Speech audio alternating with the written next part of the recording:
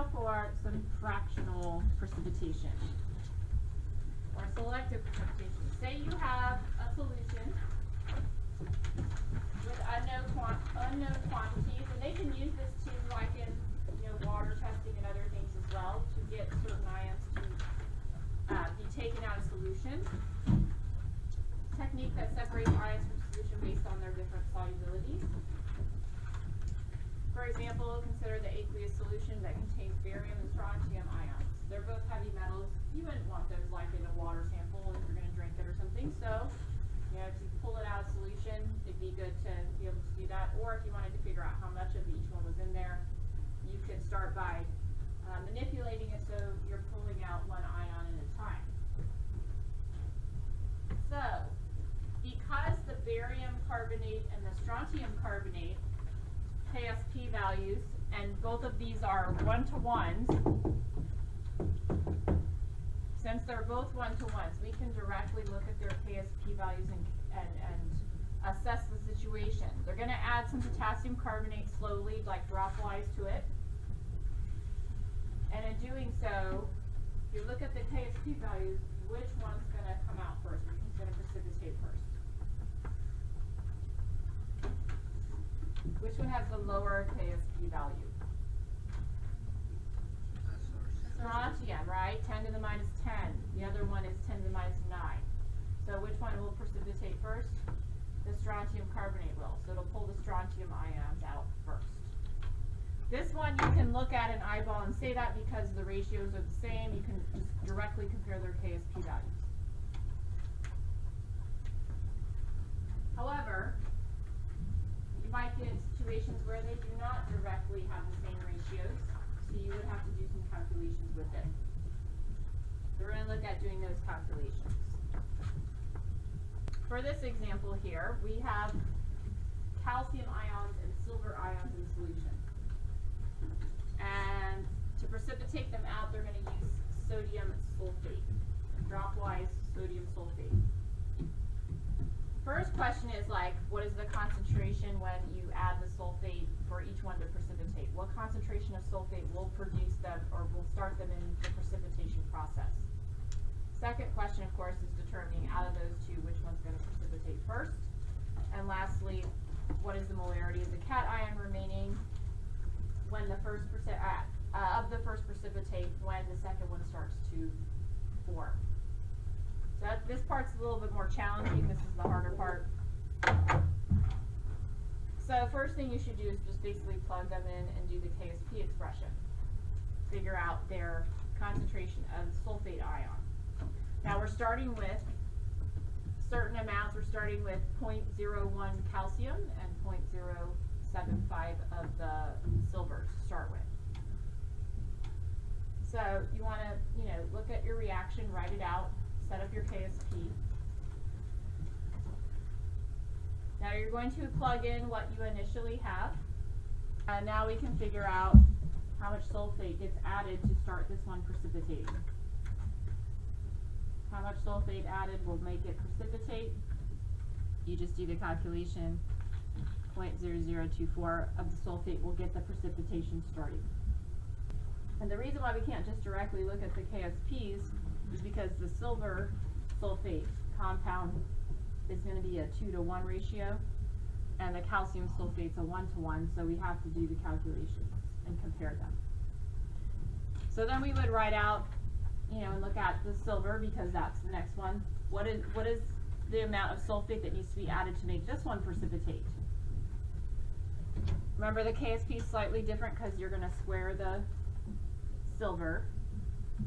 Still plug in the initial concentrations and solve for X. And we end up with sulfate. The amount of sulfate, the molarity that needs to be added is 0.0027.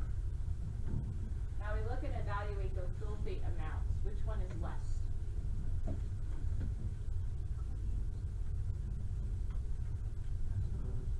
The first one is less. So which one's going to precipitate first? Silver or calcium?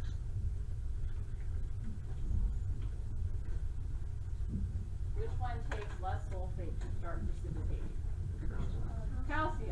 calcium is going to precipitate first. Yes, calcium is going to precipitate first.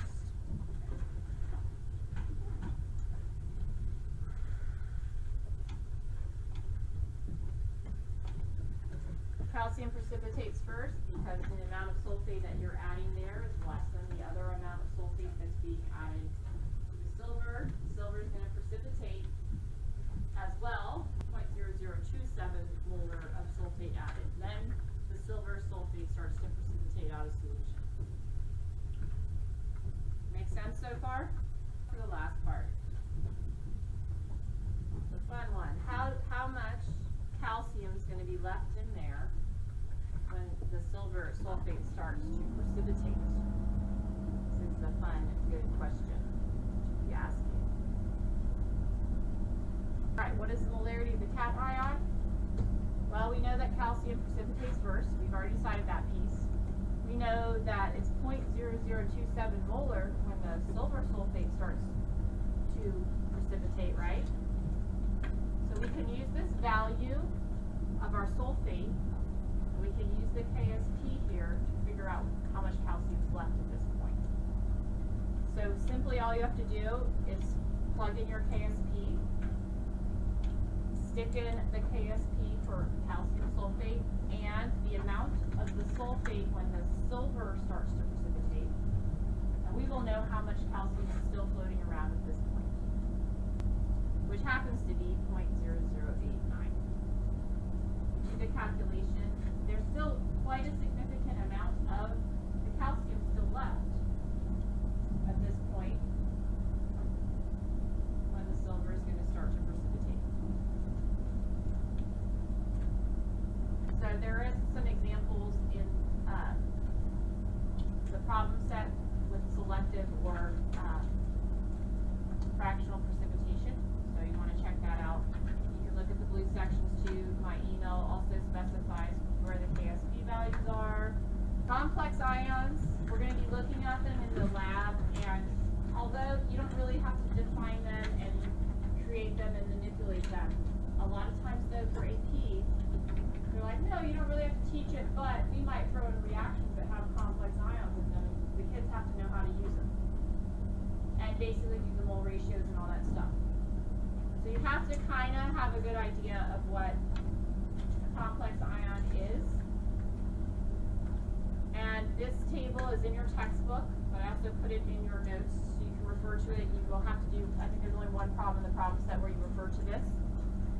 And the KF is the formation of the complex ion. You don't need to worry about the Lewis acid-base stuff just yet. We'll talk about that example when we get to acid and bases, how it does its bonding, why it does its bonding. The thing about it though is they like to use these, and we're going to have it in our lab as well because they're very colorful in solution, so they show a lot of color.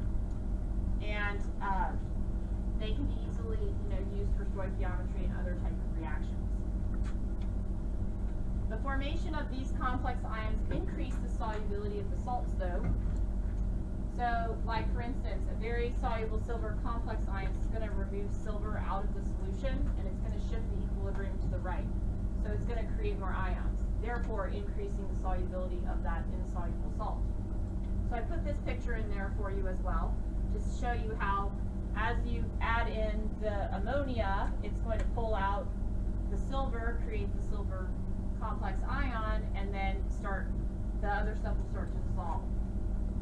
So it increases the solubility. Now, these ones you can easily manipulate just like we did like the Hess's law for the equilibrium constants. Same thing here. You're going to calculate the molar solubility of AgBr in pure water. That's like exercise 1. That one's not hard. That's like KSP equals x squared. You would want to calculate the equilibrium constant for the overall reaction here. You have your two stepwise ones. It follows the same pattern as we did before. And then, of course, determining the molar solubility of AgBr in 0.25 molar of the ammonia solution. So for this one, this is just easy. It's just KSP is x squared. The only reason why I put this in there is so that you can see and compare the solubility before and after, and how it is in pure water versus you a comparison value. Not too bad. The next part just shows you real quickly that you're just going to multiply the K constants, the KSP and the KF, because we want this overall balanced reaction. All you have to do is multiply KSP times KF to get the new K. Right? Same concepts as we've done before, it's just using a different type of ion. Pretty recognizable pattern of same concept as before. So we end up with our overall balanced reaction that we wanted. The silver ions are going to cancel. You multiply the two together. Now if we had to flip one or something, you would still do the reciprocal. If you had to multiply it, you'd still raise it to the power of the coefficient, just like before. These are just some more applications using the same concepts. And the last part here, you would want to set up a rice table for it, get your stuff organized. So we set up our rice table once again. The initial concentration of the ammonia is 0.25. We're not starting out with anything over on the right-hand side because we're like combining this together. So that's why those are zeros. Now following regular equilibrium rules, we're going to take away 2x from the ammonia. To add to those sides, 1 to 1 over there onto the right side, one of the complex silver ion and 1 mole of the bromide. Then we end up with our equilibrium values. We can set up our equilibrium expression, products over reactants. We can plug in our values, and you can calculate it by square rooting this whole thing, and then you get down to just x values which you can't algebraically solve, or you can throw that into your graphing calculator too and look for the intersection. That's another possibility.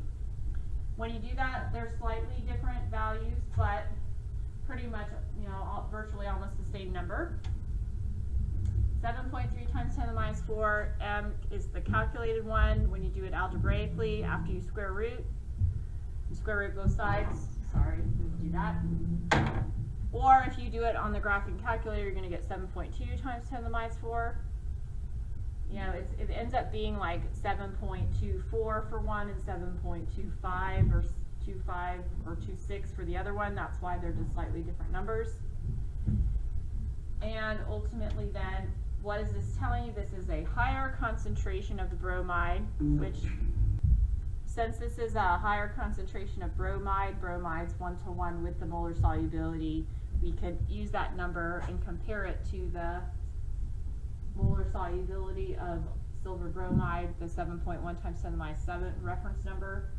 We know that 7.3 times 10 to the minus 4 is a larger number, so it definitely increased the solubility. The complex ion formation increased the solubility of the salt.